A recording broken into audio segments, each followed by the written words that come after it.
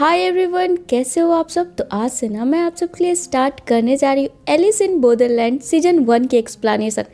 तो चलिए कहानी को शुरू करते हैं एपिसोड नंबर 1 के साथ, जिसकी शुरुआत में हम अरीशु नाम के एक लड़के को देखते हैं जिसकी माँ गुजर चुकी है और ये अपने भाई और पिता के साथ रहता है। चूँकि अरीशु दिन भर गेम खेलकर अपना दिन बर्बाद किया करता है, इसके पिता और भाई दोनों ही इसके इस बर्ताव से तंग आ गए और अरीशु इनसे परेशान है कि आखिर ये लोग हर वक्त इसके पीछे क्यों पड़े रहते हैं। और फिर इन्हीं बातों को सोचते हुए अरीशु रोज की तरह अपना गेम फिनिश करके अपने बेस्ट फ्रेंड चौथा और कार्बू से मिलने निकल पड़ता है। जहाँ सबसे पहले हम कार्बू को देखते हैं, जिसे कि इसके प्ले बॉय और गुंडागर्दी की वजह से हर तीसरे और चौथे दिन ही इसके नए जॉब से निकाल दिया जाता है। और दूसरा चौथा, जो कि एक गरीब लड़का है जो पूरा दिन जॉब करके किसी तरीके से अपना घर चलाता है, उस पर भी इसकी एक लालची माँ है जो हर वक्त इससे सिर्फ पैसे मांगते रहती है। कुल मिलाकर तीनों दोस्त दुनिया से थके हारे बंदे हैं जो कि हर शाम साथ मिलकर खुश रहने की कोशिश करते हैं, एक दूसरे से अपनी प्रॉब्लम्स को शेयर करके। खैर, रोजाना की तरह ही आज भी तीनों दोस्त मिलते हैं। अब अचानक से कार्बू को मजाक सोचती है और ये अरीशु को अपने कंधे पर बिठा के सड़क के बीचों बीच घुमाना शुरू कर देता है और चौथा इनकी वीडियो बनाने लगता है। अब इस तरीके से इन तीनों को बीच सड़क पर ड्रामा करते देख ट्रैफिक पुलिस इनके पीछे पड़ जाती है, जिससे कि बचकर तीनों भागना शुरू कर देते हैं। तभी अचानक से आसमान में बहुत सारे पटाखे फूटने लगते हैं, जिस पर सभी उतना कुछ खास ध्यान नहीं देते। सबको लगता है किसी के घर में पार्टी होगी। वहीं आगे पुलिस से बचते हुए तीनों दोस्त एक रेस्टोरेंट के वॉशरूम में जाकर छिप जाते हैं और काफी खुश हो रहे होते हैं कि इस जगह पर पुलिस क्या, इन्हें तो कोई भी नहीं ढूंढ सकता है। तभी अचानक से लाइट कट जाती है और बाहर से आ रहे लोगों की आवाजें भी आनी बंद हो जाती है, जिस पर धीरे धीरे जब ये तीनों वॉशरूम से बाहर निकलते हैं, सच में पूरी बिल्डिंग खाली पड़ी होती है। अब इस बिल्डिंग से बाहर निकलने पर ये देखते हैं कि पूरा सड़क, जो कि 5 मिनट पहले तक लोगों से भरा पड़ा था, अचानक से ये जगह भी पूरी तरीके से खाली पड़ी है, जिसे देखकर तीनों घबराते हुए अलग अलग दिशा में जाकर चेक करते हैं। चौथा अपने ऑफिस में जाकर, कार्बू अपने बार में जाकर, अरीशु सभी बिल्डिंग, मेन रोड्स, हर जगह पर देखता है, पर हर जगह से लोग गायब थे। जहाँ चीजों को देखकर ऐसा लग रहा था जैसे 5 मिनट पहले तक लोग अपना काम कर रहे थे और अपने काम के बीचों बीच अचानक से सभी गायब हो गए हैं।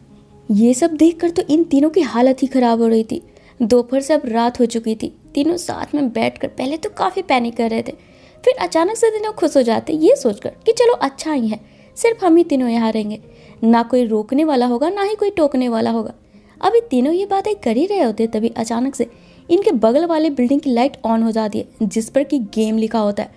और फिर इन तीनों को लाइट एरो के जरिए एक बिल्डिंग के अंदर जाने की इंस्ट्रक्शन मिलती है।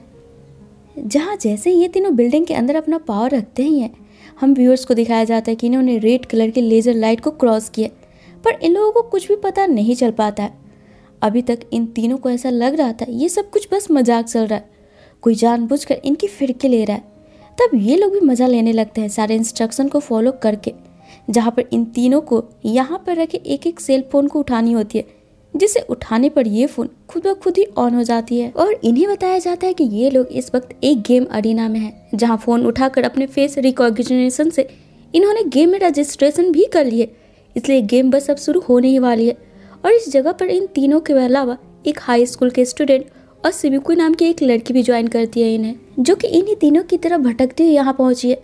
जहाँ अरीशु और कार्बू तो मजा ले रहे थे, पर चौथा को ये कुछ ठीक नहीं लग रहा था और यही जगह से जैसे बाहर निकलने की सोचता है, सिबुकी चौथा के आई कार्ड को बाहर की तरफ फेंक कर इन्हें लेजर लाइट के बारे में दिखाती है। यानी कि एक बार जिस प्लेयर ने अपनी रजिस्ट्रेशन करवा ली, वो वापस बिना गेम खेले नहीं लौट सकता है, और अगर किसी ने जबरदस्ती भागने की कोशिश की तो वो मारा जाएगा। जहाँ अब ये गेम शुरू होता है और इस गेम का नाम है डेड और अलाइव, मीन्स जियो या मरो।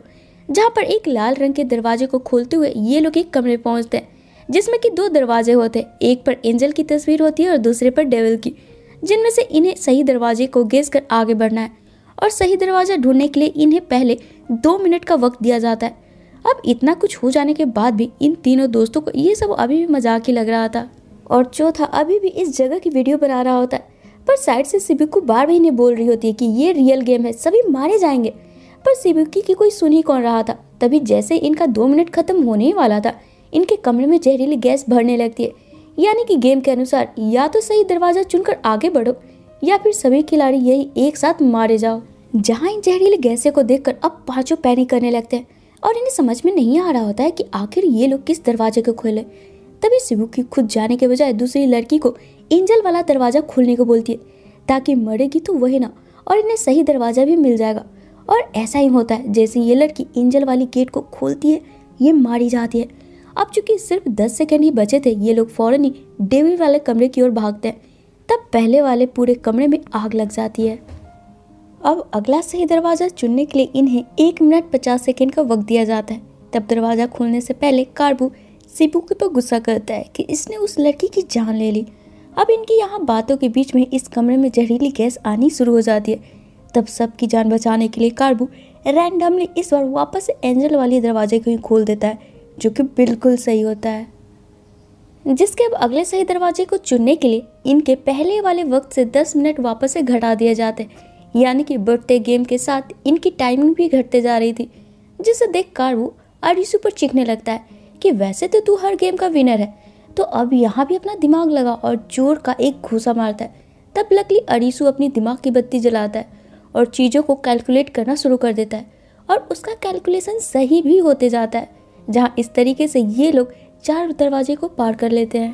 पर आखिरी वाले कमरे में फंस जाते हैं जहाँ पर सभी की सांसें अटकी पड़ी थी। तभी अरिसु वापस से चीज़ों को कैलकुलेट करते हुए चौथा द्वारा रिकॉर्ड किए वीडियो को देखता है और फाइनली सही दरवाजे को चुन लेता है।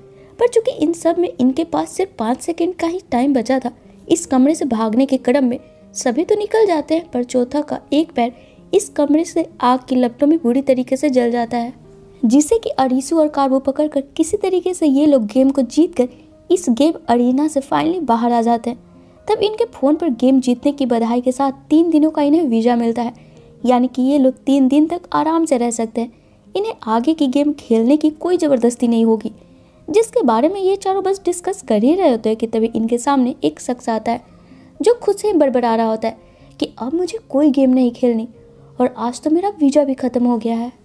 और इसी के साथ इस शख्स को लेज़र लाइट से मार दिया जाता है। डैट मीन्स कि अगर आपके पास वीज़ा है तो बिना गेम खेले आप रह सकते हो, पर वीज़ा ख़त्म होने से पहले आपने अगर दूसरा गेम ज्वाइन नहीं किया तो आपको उसी क्षण मार दिया जाएगा। और इसी ट्विस्ट के साथ ये एपिसोड यहीं पे ख़त्म हो जाती है।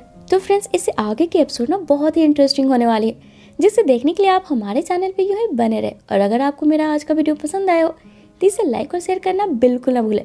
साथ ही अगर आप मेरे चैनल पर न्यू हो तो इसे ऑल बेल नोटिफिकेशन के साथ सब्सक्राइब भी ज़रूर कर ले, ताकि मैं जब भी अपने चैनल पर न्यू वीडियो डालूँ ना आपको उसका नोटिफिकेशन मिल जाए और मुझे आप सबका सपोर्ट। तो चलिए फिर मिलते हैं अपने नेक्स्ट वीडियो में। Till then take care and bye bye.